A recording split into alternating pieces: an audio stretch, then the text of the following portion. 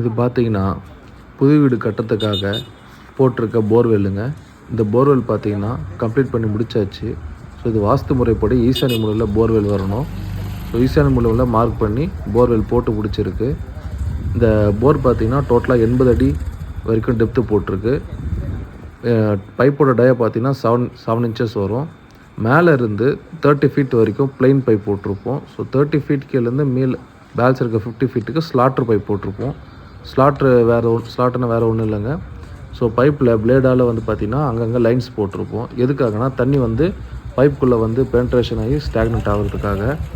இது மேலே டாப்லேருந்து 30 ஃபீட்டுக்கு plain pipe போட்டிருக்க ரீசன் என்னென்னு பார்த்தீங்கன்னா, மேலே பக்கத்து லேண்ட்லேருந்து செப்டி டேங்க் தண்ணி, ட்ரைனேஜ் தண்ணி, இதெல்லாம் வேஸ்ட் வாட்டர்லாம் உள்ள போர்வெல் வந்து மிக்ஸ் ஆகிறதுக்கு நிறைய வாய்ப்பு இருக்குது.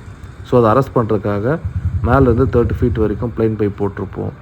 பேலன்ஸ் 30 ஃபீட் கீழே பார்த்தீங்கன்னா ஸ்லாட்ரு லைன் போட்ட பைப் வந்து போட்டிருப்போம். ஸோ அந்த லைன் போட்ட பைப் மூலமாக நல்ல தண்ணி வந்து உள்ளே ஸ்டாக்னெட் ஆகும்.